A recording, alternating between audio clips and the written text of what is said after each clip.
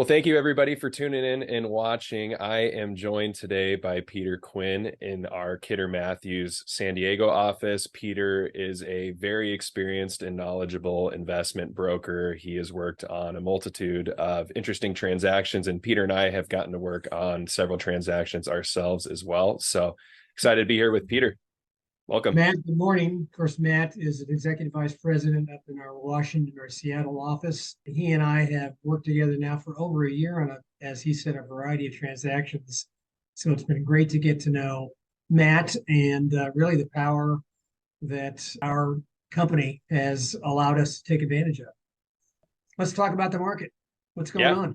Yeah. I mean, I'll tell everyone listening, Peter and I didn't come to this with any huge agenda. We just wanted to go back and forth and talk a little bit about what we're seeing. And so I'll start in Seattle. And here in Seattle, I specialize mostly working with industrial businesses down to the small mom and pop up to the institutional level. And it's been interesting to say the least, right? I mean, the buzzword that we're all used to hearing these days is interest rates. And whether you like it or not, or sick of hearing about it, that is what's having the biggest impact on our market. Everyone's watching it. The Fed met yesterday, chose not to raise it. So that was a really interesting metric that we'll have to watch here. I think everybody here is waiting to see how things stabilize following this fluctuating environment we've been living in.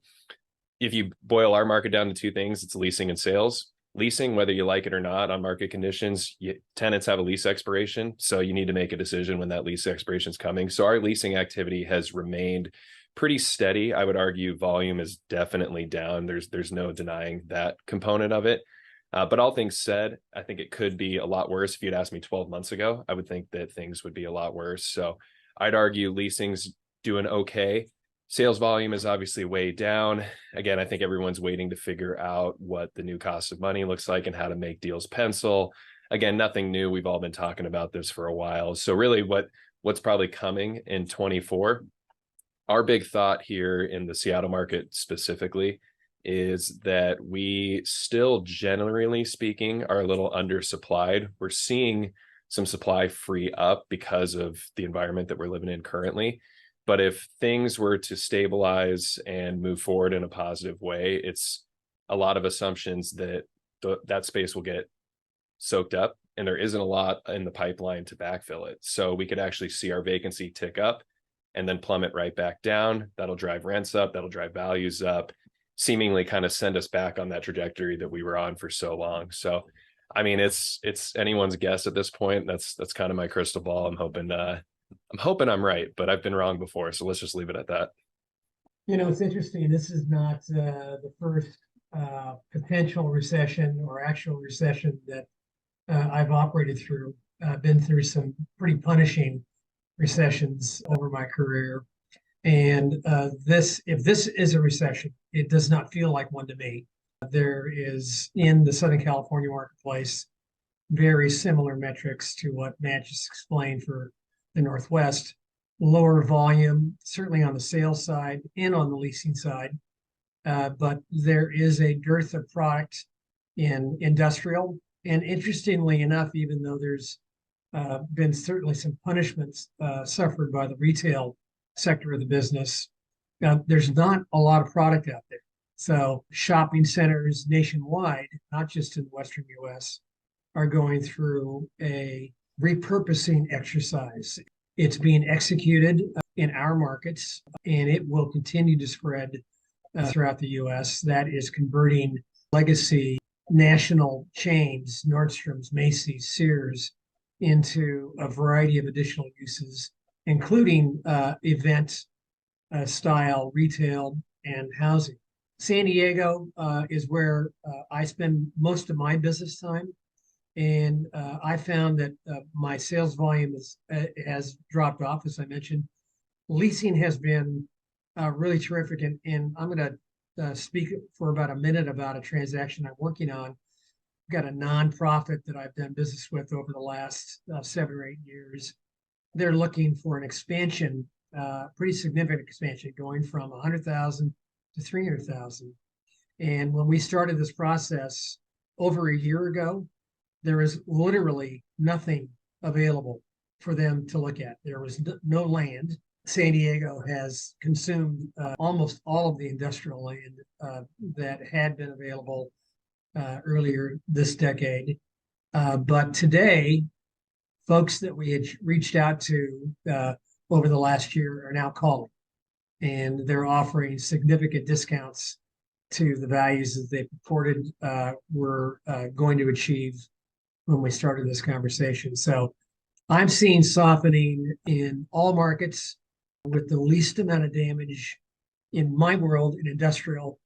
Neither Matt or I are real experts on multifamily, but that's also been a pretty stable environment in Southern California. Yeah. So great stuff there, Peter. There were three things that stuck out to me. One I'll comment on, and it's similar to your deal story there. Because I work on a lot of big box projects, including some developments that are currently underway on construction. And backtrack 18, even 12 months ago, if you were a tenant in the market looking to lease big box warehouse space, and when I say big box, call it 100,000 square feet and above, you probably had 2, 3, maybe 5 options if you were lucky. And those options didn't stick around. You had to move incredibly quick. You didn't have a lot of leverage when it came to negotiating. I did a survey a couple weeks ago on that same size range, 100,000 and above, and called like the greater core market, 45 options available. Wow. So there's been a huge shift to your point of the days of we can't find anything to now you actually have some options and you have a little bit of leverage. I wouldn't argue that it's a tenant's market quite yet. I think the landlords still hold a lot of the power and the leverage, but it's shifting. There's no doubt about that. So just interesting comparable data point. Here's a question I have for you. You were talking about the repurpose a lot of these retail projects. It's a big buzzword too in the industry of, office, right? And neither of us are office experts, but office, there's a lot of empty office buildings. I was actually at the SIOR Chicago conference a few weeks ago, and there was a comment that was made that's really stuck with me, and I've repeated it now several times, is that one of the experts there was basically going, we're not overbuilt on office, we're actually under demolished. And that's just kind of the reality that this new reality that we're living in today. And it's really simple to say, yeah, just tear the building down and, build new apartments, but there's economics and there's a lot more to it than that. But I'm curious from your opinion, because we know that it's not as simple as just taking these office buildings and putting apartments in. It's very expensive. It's complicated from a structural and engineering and everything standpoint. But can you comment on any successful projects or any trends you're seeing in that regard? I mean, what do you think of this whole kind of adaptive reuse concept? Well, something has to go in that footprint where that office building sits today, particularly office buildings that are 70s, 80s, and even 1990 construction. They're competing against a lot of product that is 10 years old or newer. And buildings in the San Diego marketplace, you probably see this up your way as well. Buildings that were intended for life science uses are sitting waiting for tenants to show up. There's been a significant contraction in demand for life science. So a 1 million square foot project in downtown San Diego, this is brand new, is having to change their strategy and are looking at a variety of public sector tenants as well as normal office tenants to come in and absorb that space.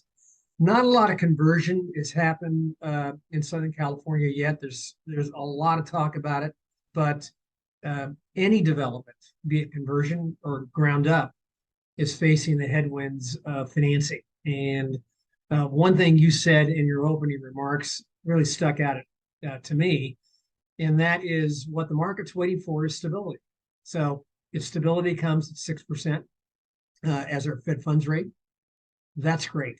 Then buyers and sellers will understand exactly how they need to price their offerings and come to the marketplace and transact. But until that happens, and our finance group here believes that it's going to happen in 2024, but until that happens, a lot of folks are going to be sitting on the sidelines. We've been betting on, anytime you're doing real estate investment and especially development, like you mentioned, you're kind of betting on the future, right? And for a while there, the future looked so rosy that it was pretty easy to bet that things were going to be great. And then here we are today, and everyone's going, I'm not betting things are going to be rosy tomorrow. I don't know. they haven't been rosy now for 12 months. I mean, it seems like we're on the horizon of getting there, but no one wants to be the big loser. No one wants to be the first loser. So I think everyone's just kind of trying to be patient, which as practitioners and really anyone in this industry, being patient is probably not a skill that most of us inherently have, but we're having to figure it out anyway. So it's been interesting.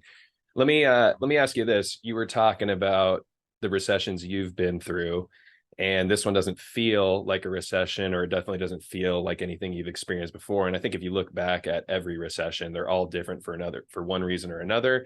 We all saw or didn't see them coming for one reason or another. Most often don't see them coming. I know a lot of our audience is brokers or other professionals here in our industry. What advice would you give based on experience of what we're already going through today, what you think is coming? I mean, what's kind of your playbook or your big strategy that you're trying to do right now to get through this?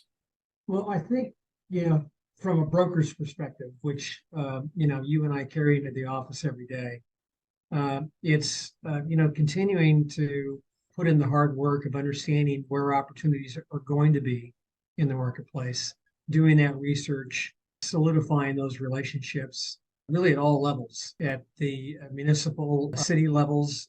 There are folks there that are struggling with reduced headcount to be able to accomplish even the low volume.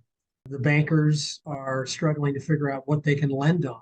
And as brokers, we're trying to identify things that sort of fit into our wheelhouse that we can transact on. But we've got to be patient. It's not going to change overnight. And while this is not a punishing recessionary environment in my mind, the fact is that interest rates are at 20, 25-year highs, and that is going to affect the ability of a lot of people to actually execute on what otherwise might be a spectacular plan. And as we've talked about earlier, some plans are just going to change, and that's going to take time as well. How about you?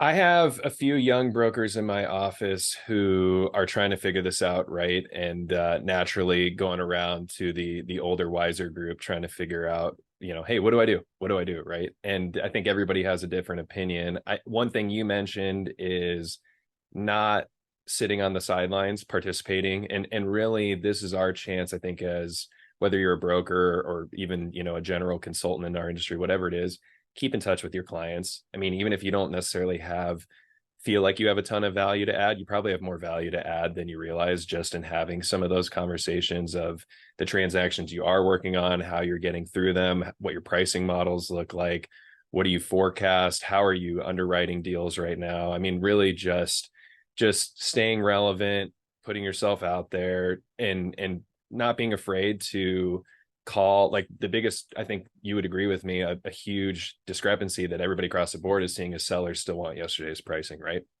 Who Right. wants to be the broker to call that seller and go, hey, guess what? Property is worth about half of what it was yesterday.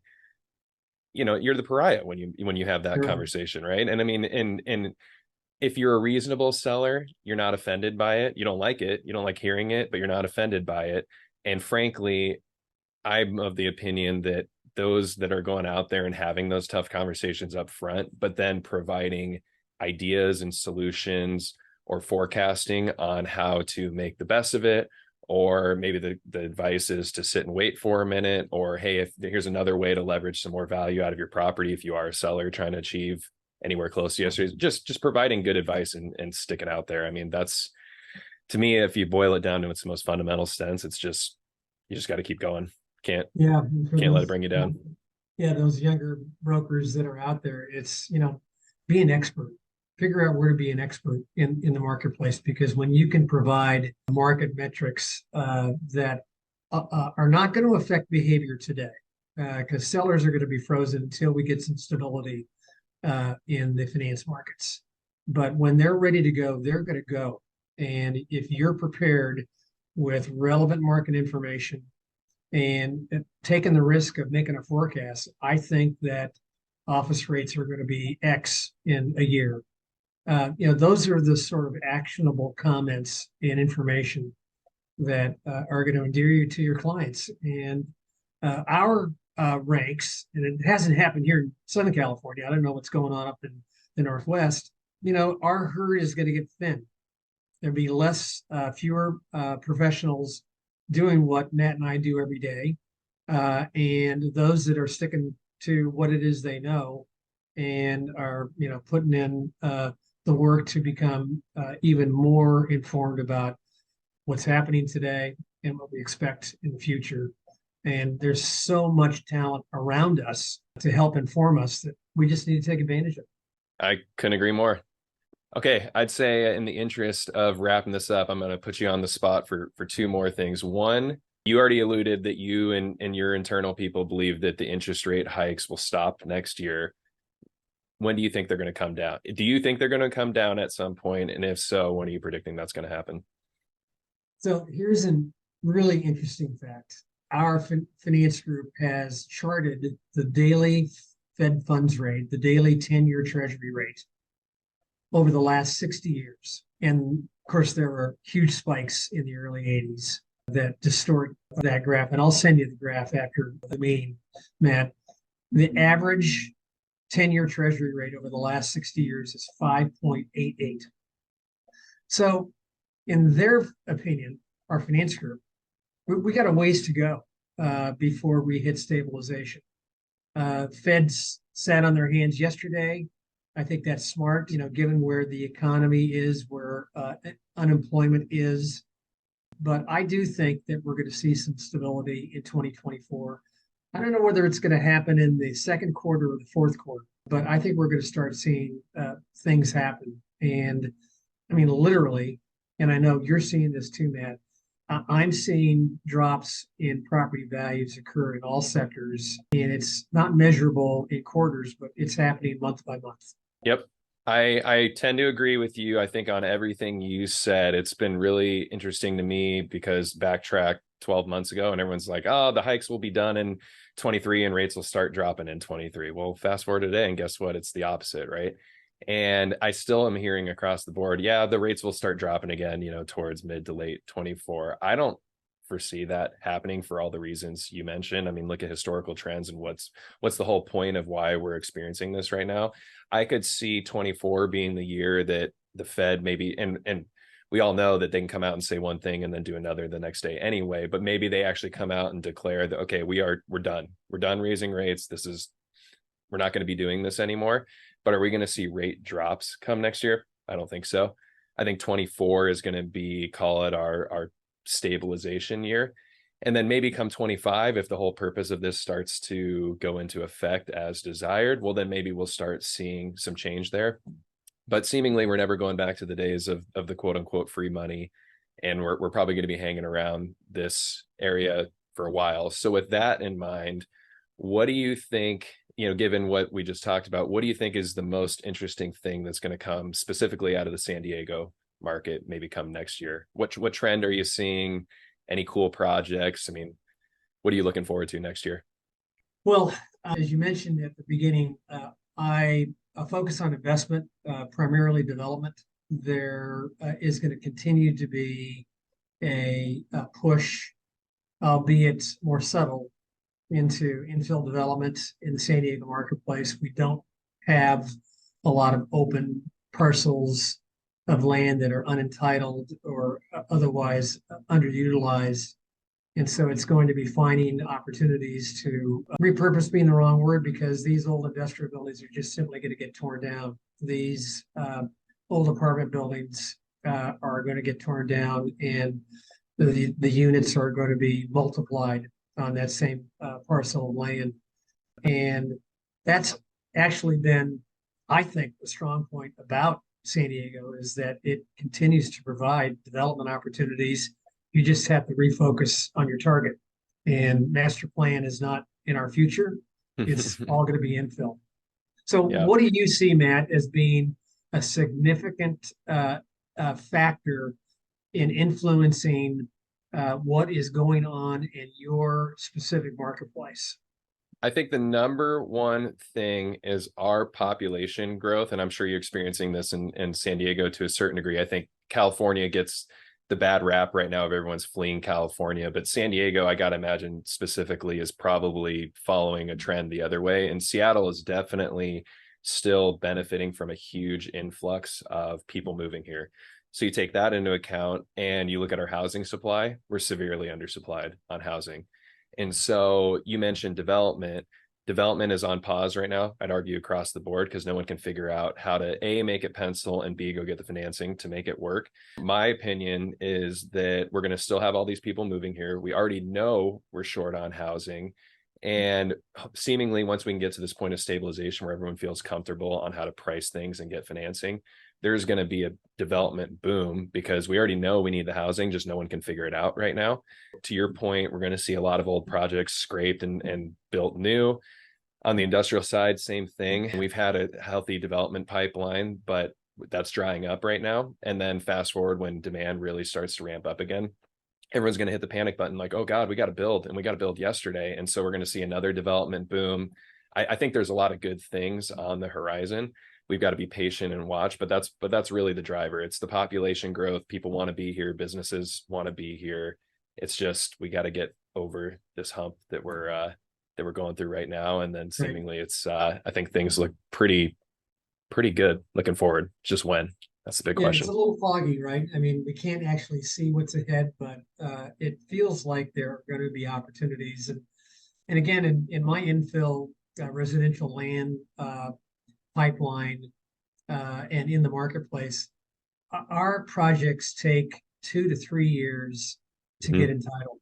So if you want to be delivering product in 26 or 27, you have to have that property under control so that you can hire all the consultants you need to get through the governmental entitlement pipeline.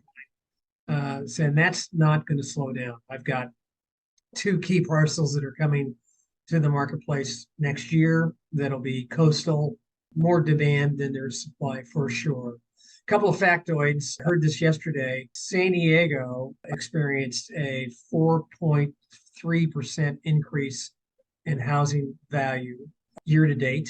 San Francisco marketplace is down 2.1%. People are leaving the San Francisco marketplace. It is the softest market in California, in major metros.